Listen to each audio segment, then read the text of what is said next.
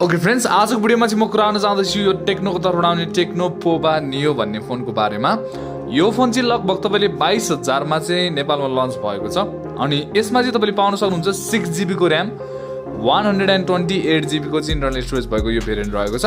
यसमा तपाईले यहाँ अरु पनि तपाईले हाइलाइटिङ फिचर्सहरु चाहिँ देख्न सक्नुहुन्छ। 6000 mAh को ब्याट्री छ, 6.8 इन्चको चाहिँ तपाईले एकदमै ठूलो डिस्प्ले पाउन सक्नुहुन्छ। 18 वाट को चाहिँ फास्ट चार्जर छ। 120 हर्ट्ज को चाहिँ तपाईले यहाँ देखिरहनु भएको होला, यो चाहिँ रिफ्रेश रेट हैन, टच स्याम्पलिङ रेट हो है। तपाईले चाहिँ राम्रोसँग हेर्नुभयो भने 120 हर्ट्ज को टच स्याम्पलिङ रेट चाहिँ देख्न सक्नुहुन्छ। सो आजको भिडियोमा चाहिँ म तपाईलाई यही फोनको बारेमा भन्न चाहदैछु। यो फोन चाहिँ कस्तो छ, 22,000 को प्राइस सेगमेन्टमा चाहिँ यो फोन लिनको लागि ठिक छ कि छैन, त्यसकै विषयमा चाहिँ यो भिडियोमा हामी कुरा गर्न जाँदैछौँ। अब चाहिँ म तपाईहरुको टाइम वेस्ट नगरिकन सिधै यो फोनको बारेमा चाहिँ कुरा गर्न चाहन्छु अनि सबैभन्दा पहिला चाहिँ म अनबक्सिङ गर्न जाँदैछु। अब फोनको चाहिँ मैले यो हातमा लिइसकेको छु यो फोनलाई हैन, सबभन्दा माथिपट्टि नै यो फोन राखेकै हामी देख्न सक्छौं। अनि त्यसैगरी अरु बक्स कन्टेन्टको बारेमा कुरा गर्नु पर्दाखेरि चाहिँ बक्समा चाहिँ तपाईले पाउन सक्नुहुन्छ एउटा टिपियु केस, त्यसैगरी तपाईले चाहिँ यहाँ 12+1 मन्थको 13 मन्थको चाहिँ वारेन्टी पनि पाउन सक्नुहुन्छ। त्यसैगरी तपाईलाई यहाँ दिएको छ माइक्रो USB को चाहिँ तपाईले केबल पाउन सक्नुहुन्छ। अब यो चाहिँ 22,000 को फोन हो अनि 22,000 को फोनमा चाहिँ माइक्रो USB को केबल भनेको चाहिँ यो एकदमै नराम्रो कुरा हो। तपाईलाई टाइप सी चाहिँ दिनै पर्थ्यो कम्पनीले। राम्रो कुरा चाहिँ के छ भने तपाईले चाहिँ यसमा इयरफोन पाउन सक्नुहुन्छ बक्समा अनि त्यसैगरी अर्को चाहिँ तपाईले सिम इजेक्टर टुल पाउन सक्नुहुन्छ अनि एउटा तपाईलाई चार्जर दिएको छ, चार्जर हेर्दै सानो छ अनि यो चाहिँ तपाईले पाउन सक्नुहुन्छ 18 वाट को चार्जर चाहिँ तपाईलाई दिएको छ। यति नै रहेको छ बक्समा। अब चाहिँ म सिधै फोनतिर आउन चाहन्छु। ओके, अब यो फोनको चाहिँ डिस्प्लेको बारेमा कुरा गर्नु पर्दाखेरि चाहिँ यसमा तपाईले 6.8 इन्चको चाहिँ एकदमै ठुलो HD+ को चाहिँ IPS LCD डिस्प्ले पाउन सक्नुहुन्छ। अब डिस्प्ले चाहिँ IPS LCD को हिसाबले ठिकठाक छ हैन, तर यसमा चाहिँ तपाईलाई कुनै पनि 90 हर्ट्ज को रिफ्रेश रेटहरु चाहिँ केही पनि दिएको छैन।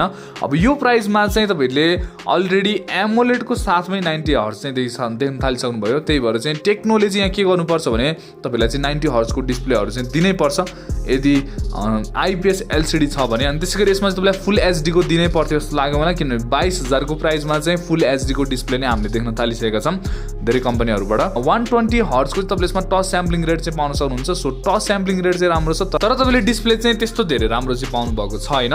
अब यो फोनमा चाहिँ एउटै कुरा के राम्रो लाग्यो त भन्दा यसको क्यामेरा चाहिँ मलाई ठिकठाक लाग्यो। तपाईले चाहिँ यसमा 13 मेगापिक्सलको ब्याक क्यामेरा पाउन सक्नुहुन्छ अनि यसबाट चाहिँ मैले फोटोहरु चाहिँ लिएको थिएँ जुन चाहिँ शार्पनेस देखि लिएर यसको नेचुरल टोन छ।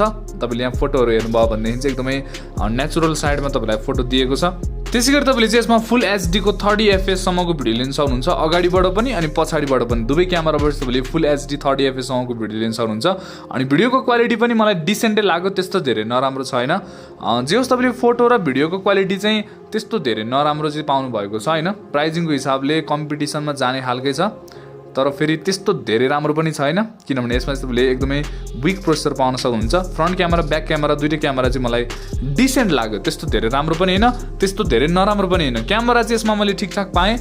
एउटा कुरा चाहिँ यसमा मलाई सबैभन्दा चित्त नबुझेको सबैभन्दा नराम्रो लागेको चाहिँ के हो भने प्रोसेसरको बारेमा कुरा गर्नु पर्दाखेरि चाहिँ यसमा तपाईले Helio G25 को चाहिँ प्रोसेसर पाउन सक्नुहुन्छ। अब यो प्रोसेसर भनेको चाहिँ हामीले 14-15 हजार हैन 12-13 हजार सम्म मजाले पाइराख्ने प्रोसेसर हो।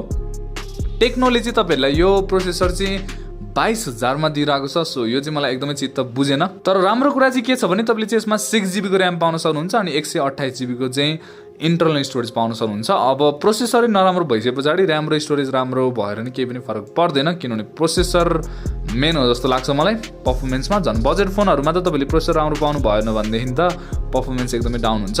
सो त्यही भएर चाहिँ यसमा प्रोसेसरमा चाहिँ काम गर्नुपर्छ जस्तो लाग्यो मलाई टेक्नोले। अनि यो फोन चाहिँ त्यस्तो धेरै नयाँ फोन हैन, नेपालमा चाहिँ हालसालै लन्च भएको हो, त्यही 1-1.5 महिना भयो होला, तर बाहिर चाहिँ यो फोन 10 महिना 1 वर्ष अगाडिकै फोन भन्दा पनि केही पनि फरक पर्दैन। सो यो नयाँ फोन चाहिँ टेक्नोले ल्याएको होइन। बाकी तपाईले चाहिँ यसमा 6000 mAh को ब्याट्री पाउन सक्नुहुन्छ भने 18 वाट को तपाईलाई फास्ट चार्जर दिएको छ। सो ब्याट्री ब्याकअपको मामलामा चाहिँ यो फोनले तपाईलाई डेफिनेटली डिसअपोइन्ट चाहिँ गर्ने छैन। तपाईले ब्याट्री ब्याकअप चाहिँ एकदमै राम्रो यसमा एक्सपेक्ट गर्न सक्नुहुन्छ। 1.5 देखि 2 दिनको ब्याट्री ब्याकअप चाहिँ तपाईले यसमा मजाले पाउन सक्नुहुन्छ किनभने एकदमै त्यस्तो हेभी प्रोसेसर पनि छैन अनि तपाईले डिस्प्लेहरु पनि एकदमै डिसेन्ट पाउनु भएको छ। त्यो भएर चाहिँ तपाईले यसमा ब्याट्री ब्याकअप चाहिँ राम्रो पाउन सक्नुहुन्छ, यति चाहिँ राम्रो छ। बाकी तपाईलाई चाहिँ के लाग्यो यो फोनको बारेमा? मलाई चाहिँ त्यस्तो धेरै राम्रो लागेन। तपाईँलाई चाहिँ के लाग्यो त्यो चाहिँ मलाई तपाईँले कमेन्ट सेक्सनमा भन्न सक्नुहुन्छ। अब तपाईँलाई चाहिँ म जाँदा एउटै कुरा भन्न चाहन्छु, यदि तपाईँले चाहिँ यो फोन लिने सोचिराख्नु भएको छ भनेदेखि चाहिँ यो भन्दा पनि तपाईँले बेटर फोनहरू चाहिँ पाउन सक्नुहुन्छ यही प्राइस सेगमेन्टमा होइन। 22-23 हजारमा चाहिँ तपाईँले रेडमी नोट 11हरू पाउन सक्नुहुन्छ। इभन तपाईँले चाहिँ रेडमी नोट 12 सिरिजलाई पनि वेट गर्न सक्नुहुन्छ, त्यो अझै बेटर फोन आउन सक्छ यही प्राइस सेगमेन्टमा। बाँकी तपाईँले चाहिँ अझै राम्रो फोनहरूसँग जान सक्नुहुन्छ, यो फोनसँग त्यति जानुपर्छ जस्तो मलाई लागेन, यसलाई चाहिँ स्किप गर्न सक्नुहुन्छ भन्दै अब चाहिँ म तपाईँहरूसँग अर्को भिडियो भेट्नेछु। यो भिडियोबाट बिदा हुन चाहन्छु। यदि तपाईँलाई चाहिँ यो भिडियो मनपर्छ भने यो भिडियोलाई चाहिँ लाइक गर्न सक्नुहुन्छ नि यदि तपाईँ चाहिँ हाम्रो च्यानल सब्सक्राइब पनि गर्न सक्नुहुन्छ, किनभने म चाहिँ यस्तै इन्ट्रेस्टिङ भिडियोहरू चाहिँ ल्याउने गर्दछु। अब अर्को भिडियो भेट्नेछु, त्यतिन्जेलसम्मको लागि गुड बाई।